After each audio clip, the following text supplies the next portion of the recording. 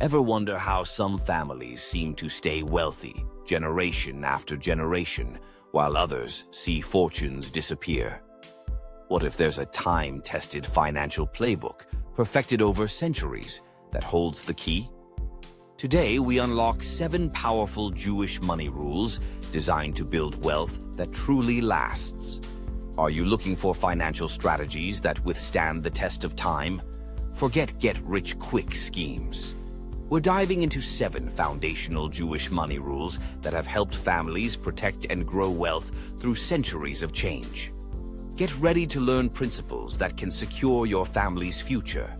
If you're serious about securing your financial future and your children's, this is where it begins. Stay with us. What you're about to learn could change the way your family handles money forever. Have you ever pondered why certain families preserve wealth across generations, while others see fortunes evaporate within years? What if a specific financial playbook, honed over centuries but rarely shared openly, exists? Such a playbook does exist. Today, I'll reveal 7 foundational pages, 7 specific Jewish money rules central to building lasting generational wealth. These aren't complex investment strategies needing finance degrees. They are practical principles grounded in cultural values and historical experience that have consistently helped Jewish families safeguard and grow resources through challenging times, wars, depressions, upheavals, for centuries. These timeless principles can help strengthen your financial foundation too. Consider this. Studies suggest 70% of wealthy families lose their fortune by the 2nd generation and 90% by the 3rd. Families beating these odds aren't just lucky. They follow specific systems, values, and habits most people never learn. Even successful investors like Ray Dalio acknowledge studying such long-term principles. Dalio wisely observed, "The biggest mistake most people make is not thinking multi-generationally." Each of the 7 rules shared today is a vital piece of a larger system for building wealth, a system designed not just for personal gain, but for legacy. It can help break cycles of financial struggle. Pay close attention as we approach rule number 1. It's arguably the cornerstone, encapsulating the mindset separating families, creating enduring prosperity from those with only fleeting success. Rule number 7. Money isn't taboo. Financial education starts early. In many typical American households, discussing money openly, especially with children, often feels uncomfortable, almost forbidden. Kids might sense their parents' stress over bills or hear arguments about finances, but they rarely receive explicit, practical guidance on how to manage money themselves. This lack of open communication creates a dangerous vacuum. Young adults often enter the workforce, earning their first real paychecks with virtually no foundational knowledge of budgeting, saving, investing, or avoiding debt. Consequently, they frequently stumble into the same financial pitfalls they witnessed growing up. Jewish families traditionally take a radically different approach. Within many Jewish communities, teaching children about money isn't seen as optional or awkward. It's considered a fundamental parental responsibility, as vital as teaching literacy or ethics. From a very young age, children are often included in age-appropriate conversations about family finances. They learn early on that money isn't some mysterious, uncontrollable force, but rather a tool, a resource that, when understood and used intelligently, can work powerfully in their favor to build security and opportunity. One potent and practical method often employed is a variation of the 5 jars system. When children receive money, whether allowance, gifts, or earnings, they are guided to divide it into specific designated categories, often represented by jars or envelopes. A common allocation might be 10% for charity, Tzedakah, emphasizing giving back, 20% for investment, long-term growth, 10% for savings, medium-term goals, 50% for necessities, responsible spending, and 10% for fun, discretionary spending. This simple yet profound system immediately instills critical lessons. Every dollar has a purpose. Money should be allocated intentionally. Saving and investing are priorities, and generosity is an integral part of financial stewardship. The wonderful part is, you don't need any specific religious background or financial expertise to implement this principle today. Start simply. Use jars or envelopes and begin with a small weekly allowance appropriate for your child's age. When your child receives, say, $10, sit with them and guide them through allocating $1 to the donation jar, $2 to investments, $1 to savings, and so on. What truly matters isn't the specific dollar amount initially, but establishing the consistent habit of purposefully dividing money from a young age. The long-term results of this early financial literacy are incredibly impressive. Imagine your child reaching adulthood already possessing a practical understanding of investing concepts, the importance of consistent saving, and the value of generosity, while many of their peers are still struggling to grasp the basics of a credit card statement. This early financial confidence becomes a genuine superpower later in life. But here's something crucial. Even with the best financial education, another critical decision point significantly impacts long-term wealth. It's a choice most people make relatively early in adulthood, often by age 25, that can effectively lock in their financial trajectory for decades to come. In our next rule, I'll reveal how Jewish families often approach this pivotal choice differently, and why it might be one of the biggest wealth secrets hiding in plain sight. Rule number 6. Work is a mission, but prioritize smart work with leverage. Just work hard and you'll get ahead. How many times have we all heard this classic piece of advice? While dedication and hard work are undoubtedly essential, Jewish tradition often adds a layer of strategic thinking. They understand that simply working hard isn't enough. Working hard at the right things is paramount. Pouring immense effort into a job or field with limited growth potential is like rowing furiously in a boat riddled with holes. Lots of exhausting effort, but minimal forward progress towards real wealth. Consequently, Jewish families often approach career choices with a more strategic lens. They don't just encourage children to blindly follow their passion without considering the economic realities. Instead, there's often guidance towards professions and fields known to offer not just fulfillment, but also genuine wealth-building potential over the long term. Look at the statistics, which often reflect this cultural emphasis. While Jewish people represent a small percentage of the overall U.S. population, less than 2%, they are often disproportionately represented in high-earning, highly skilled professions like medicine, law, finance, engineering, and technology entrepreneurship. This isn't purely coincidental. These fields frequently share 3 critical wealth-building characteristics. 1. They involve acquiring valuable, specialized skills that society consistently needs and is willing to pay well for. 2.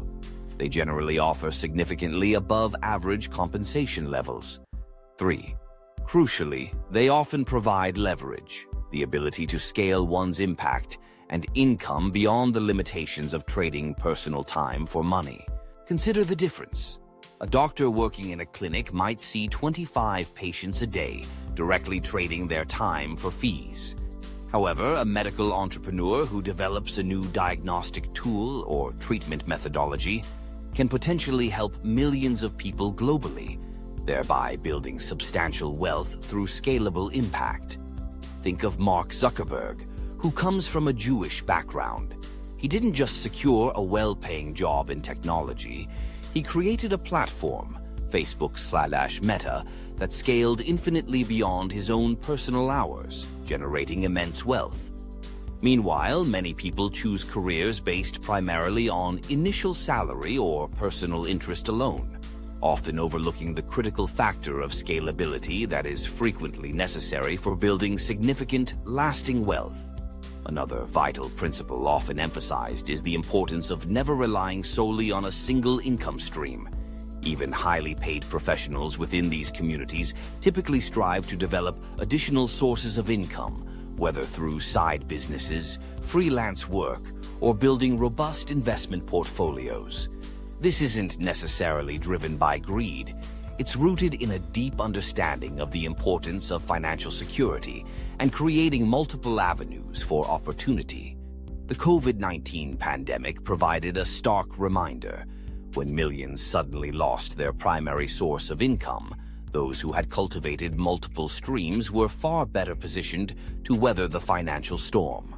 These ancient principles have guided families for millennia, proving that wise stewardship of money, generosity, and education can build a legacy that endures the test of time. So, take a moment today and ask yourself, does my current work primarily just pay the bills month to month? Or does it possess genuine potential for long-term wealth building and scalability? Could I realistically explore adding a second income stream, even starting small with a side hustle or a focused investment strategy? But here's a common pitfall where many individuals go wrong. They attempt to build wealth entirely in isolation. Jewish families inherently understand the immense power of community and networks. They know that behind almost every significant fortune lies a powerful network that opened doors, provided opportunities, and offered support that no single individual could likely unlock entirely on their own. Let me show you how this often hidden force multiplier works and why cultivating your network might be the missing piece in your own wealth-building puzzle. Rule number 5. Networking is key. Your contact network is wealth. Have you noticed how some people seem to effortlessly find great job opportunities, deals, or partnerships, while others with similar qualifications struggle? There's a saying, your network is your net worth. This principle Jewish communities have understood and practiced for centuries. Within Jewish tradition, building strong community and professional connections isn't just social. It's often a deliberate wealth-building strategy. When someone starts a business, others don't just offer congratulations. They actively try to become early customers, investors, mentors, or connectors, introducing the entrepreneur to valuable contacts. This fosters a supportive ecosystem where resources, knowledge, and opportunities are shared, benefiting the group. Consider this statistic. LinkedIn data suggests up to 85% of jobs are filled through networking, not just online applications. Yet, many Americans focus energy on resumes, neglecting crucial relationship building. Similarly, in business funding, cold proposals to investors have 1% success. A warm introduction via a mutual connection can boost funding chances dramatically, sometimes over 25%. Consider David, hypothetical example, a Jewish entrepreneur starting an e-commerce business. Needing $50,000 for expansion, he didn't approach a bank first. He prepared his plan and presented it within his local community and professional network. Within 2 weeks, he secured funding from 5 individuals in his network, often on better terms than a bank, and gained invaluable mentorship from people invested in his success. Building such a network isn't about superficially collecting contacts. It's about cultivating genuine relationships based on trust, respect, and offering value. A key principle taught is proactively asking, how can I potentially help this person, before seeking anything? Generosity circulates within strong networks, often returning multiplied later. Start building your network today. Identify 3 people in your field you admire but don't know. Reach out thoughtfully. Maybe share a relevant article, recognize an accomplishment, or propose a mutually beneficial introduction. Crucially, don't ask for anything initially. Focus on offering value first. Nurture these connections over time and watch them blossom into opportunities and support. Before moving on, are these principles resonating? Finding valuable insights? If so, type "This is gold" in the comments.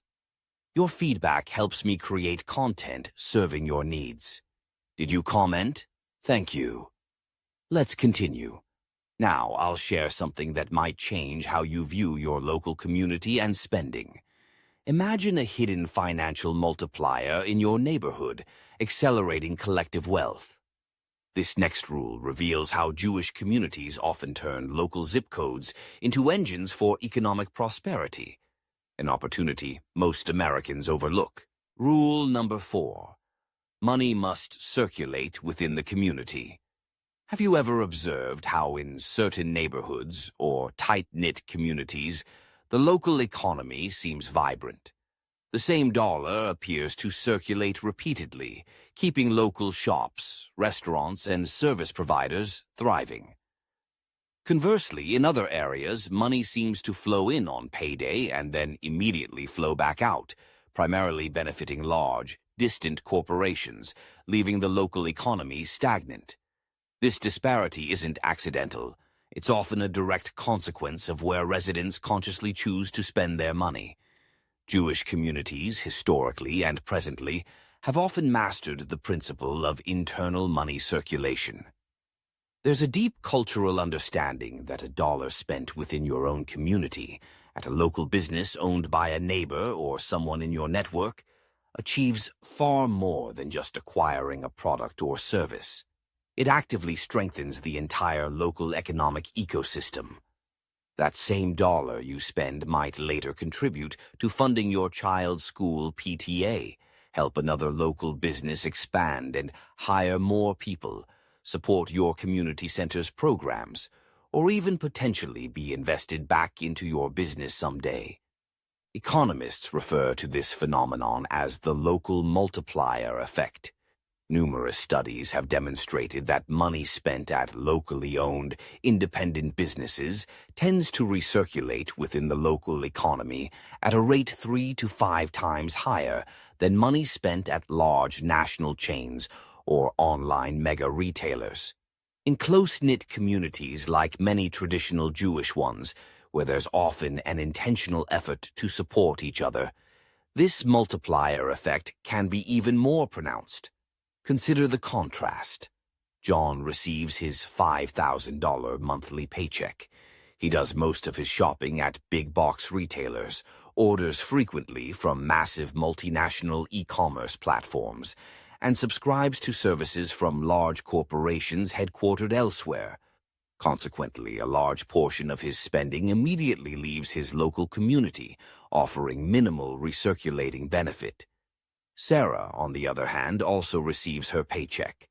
However, she makes a conscious effort to buy groceries from the local market, gets her car serviced by a neighborhood mechanic, hires contractors and service providers from within her professional or community network, and frequents local restaurants. As a result, a much larger percentage of her spending continues circulating within her community, supporting local jobs, funding local taxes, and contributing to overall neighborhood prosperity. This principle doesn't necessarily advocate for never buying from large companies. That's often impractical in the modern world. Rather, it emphasizes making conscious, intentional decisions whenever possible. Before making significant purchases, especially for services or goods where local alternatives exist, pause and ask, could I potentially source this from someone within my network or a locally owned business in my community? Even small, consistent shifts in spending habits, when adopted by many, can dramatically enhance a community's collective economic resilience and wealth over time. Start small today. Identify just 5 items or services you purchase regularly that could potentially be sourced locally. For example, instead of automatically ordering books from a giant online retailer, could you purchase them from your independent neighborhood bookstore? If you need accounting or legal services, could you prioritize hiring a qualified professional from your local network, rather than opting for a large anonymous firm. These seemingly minor choices, compounded across the community, contribute significantly to local economic vitality. But ensuring money circulates effectively within the community is only one part of the wealth equation. There's another fundamental habit, a core discipline, that consistently separates those who build substantial, lasting wealth from those who remain financially fragile throughout their lives. It's a practice so central to traditional Jewish financial success that it's often treated not merely as a good idea, but as a deeply ingrained obligation. Let me show you what often happens when you completely invert the typical American approach to saving and investing. Rule number 3. Investing isn't optional, it's an obligation. If I were to ask you right now, approximately what percentage of your income did you manage to invest last month? Would you have a ready, clear answer? For many Americans, investing often feels like an optional activity, something you do if there's money left over after all the bills are paid and discretionary spending is accounted for. It's often treated as an afterthought rather than a primary financial goal. In traditional Jewish financial thinking, this entire approach is typically flipped on its head. Investing isn't considered something you do with surplus funds. It's viewed as a non-negotiable financial obligation, a priority that should ideally come before non-essential, discretionary spending. It's about paying your future self first. This perspective is deeply rooted, with guidance found even in ancient texts like the Talmud, which advises, a person should always divide his money into 3 parts, 1/3 in land, real estate, 1/3 in business, merchandise, commerce, and 1/3 readily available, liquid assets. While the specific types of modern investment vehicles have evolved considerably since then, the core wisdom remains profoundly relevant. Diversify your investments across different asset classes and make investing a consistent, deliberate priority, not just a leftover consideration.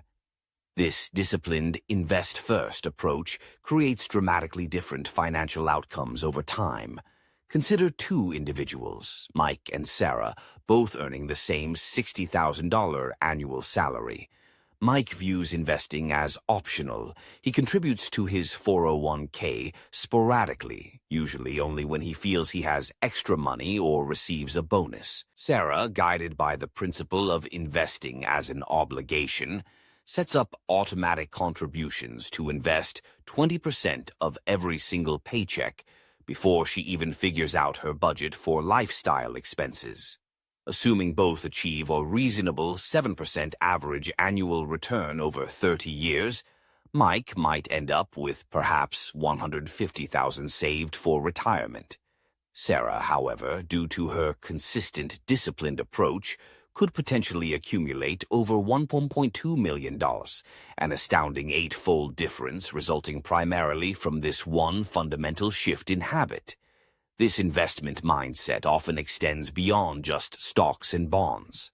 Traditionally, Jewish families aiming for long-term wealth often strive for diversification across multiple categories, such as paper assets, stocks, bonds, mutual funds, ETFs, business interests, owning their own business or investing in others, real estate, rental properties, commercial real estate, land. Each asset class serves a distinct purpose in building and preserving wealth over the long haul. For example, real estate often provides a hedge against inflation and offers unique tax advantages that stocks might not, while business investments can offer significantly higher growth potential, albeit with higher risk than typically found in bonds. You can begin implementing this crucial invest-first principle today, regardless of your current income level or financial situation. Start by setting up automatic transfers from your checking account to your investment or retirement accounts, scheduled to occur right after you receive your paycheck. Even if you can only start with $50 or $100 per pay period initially, the key is establishing the automated habit. This forces you to adapt your lifestyle spending to what remains after investing, rather than trying to invest whatever might be left over after spending. If you're new to investing, consider starting with low-cost, broadly diversified index funds. They offer instant diversification and require minimal specialized knowledge. The overarching goal isn't necessarily to get rich overnight, but to consistently and systematically convert your earned income into assets that have the potential to work for you, generating returns 24/7, year after year. This steady, patient approach has historically created far more sustainable, multi-generational wealth than any speculative get-rich-quick scheme ever could. I'm genuinely curious. Which of these money rules we've covered so far has surprised you the most? Is this invest first principle something you already practice, or does it represent a new way of thinking for you? Take a moment to share in the comments which rule has been the most eye-opening for you up to this point. I make it a point to read every comment and truly appreciate understanding which principles resonate most with you. Now, let me share something that might seem controversial and could challenge conventional thinking. Most Americans have been conditioned to believe that all debt is inherently bad, something to be feared and avoided at all costs. But Jewish financial wisdom often reveals a more nuanced perspective, a distinction that could potentially transform how you leverage borrowing to actually build wealth rather than destroy it. In our next rule, I'll show you how embracing the right kind of debt might, paradoxically, be one of your fastest paths towards achieving financial freedom. Rule number 2. Bad debt is poison. Good debt fuels growth. In most American households, debt is a heavy burden. Credit cards, car loans for depreciating vehicles, and buy now, pay later plans for non-essentials. These debts quietly drain wealth.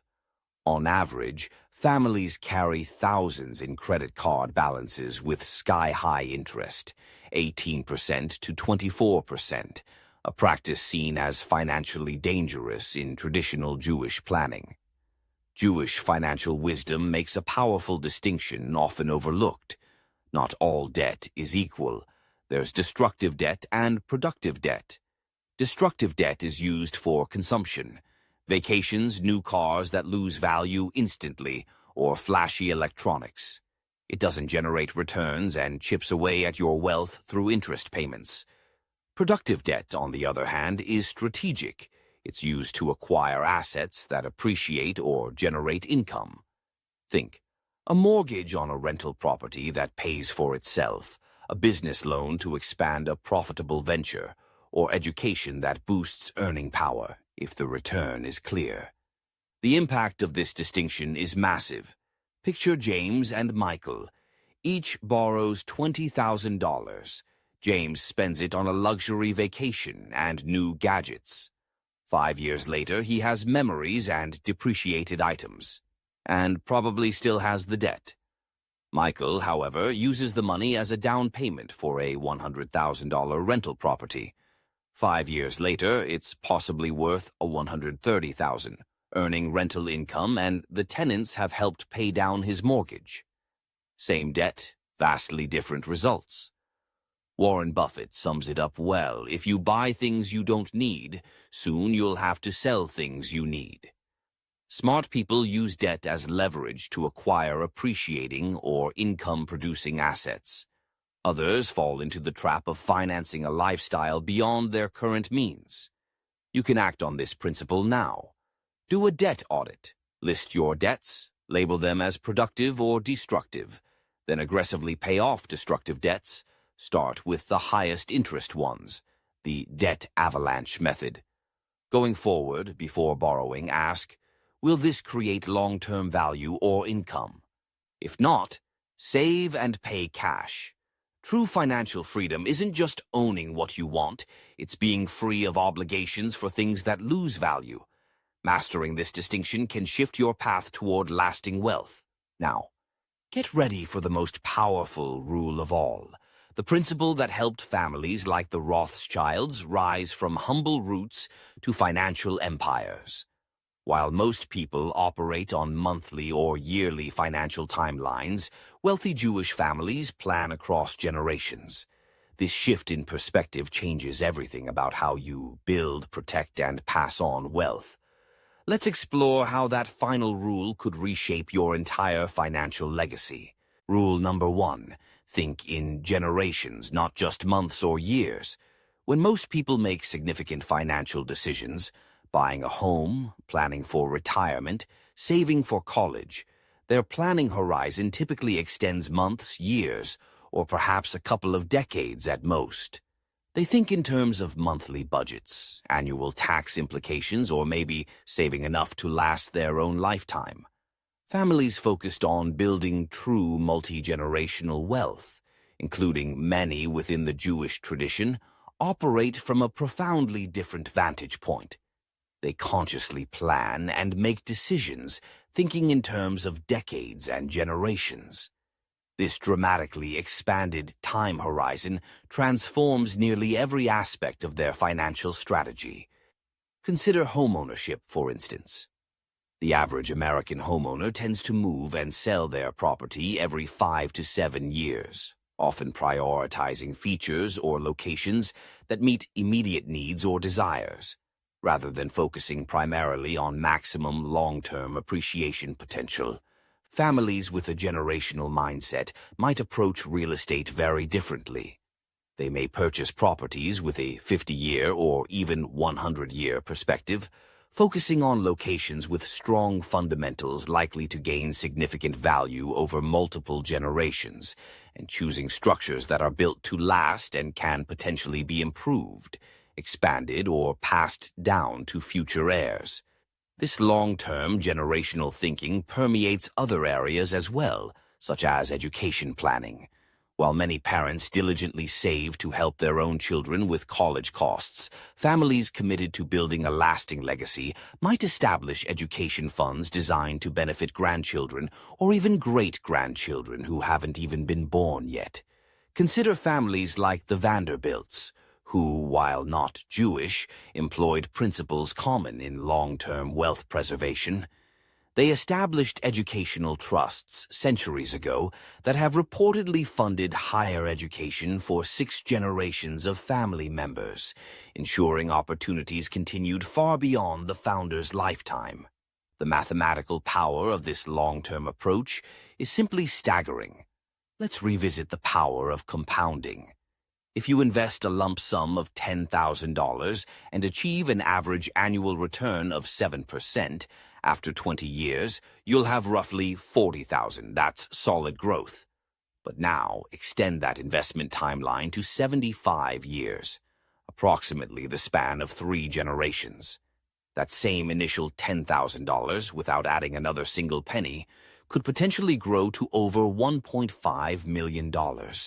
Most people never witness this level of exponential wealth creation because their investment horizons are too short, or they interrupt the compounding process by cashing out investments prematurely for short-term needs or wants. You can begin implementing generational thinking into your own financial planning today, regardless of your current net worth. Start by having conversations with your family, perhaps even creating a family mission statement regarding wealth. What is its ultimate purpose? How should it be grown and managed responsibly? What values should guide future generations in stewarding these resources? Consider establishing 529 college savings plans, not just for your immediate children, but with the potential to benefit future grandchildren down the line. If you own a business, proactively develop a comprehensive succession plan that extends beyond your own working lifetime, ensuring its continuity or responsible transition. Perhaps most importantly, actively involve younger generations in financial discussions early and often. Share your investment philosophy in age-appropriate terms. Explain the purpose behind your estate planning. Gradually increase their financial responsibilities and decision-making authority as they mature. Wealth that isn't understood or valued by the next generation rarely survives the transfer intact. Instilling financial wisdom and stewardship values is arguably the greatest legacy you can leave, even more valuable than the monetary assets themselves. By shifting your perspective to think generationally, you transition from being merely a consumer or temporary holder of wealth to becoming a conscious steward and creator of a potentially lasting financial legacy for your family. This enduring mindset, more than any single investment tactic, has enabled families like those in the Jewish tradition to maintain and grow their wealth across centuries marked by profound economic turmoil, political upheaval, and even intense persecution. These 7 rules offer a roadmap to wealth that transcends lifetimes. But information without action changes nothing. I challenge you right now. Select just one rule from this list that resonated most powerfully with you, and decide on one concrete action you will take this week to implement it. Will you start the 5 jars with your kids? Reach out to build your network, automate your investments, differentiate your debt? Share your commitment, your first action step, in the comments below. Let's embark on this journey together. If you found value, subscribe for more insights into building wealth that truly endures.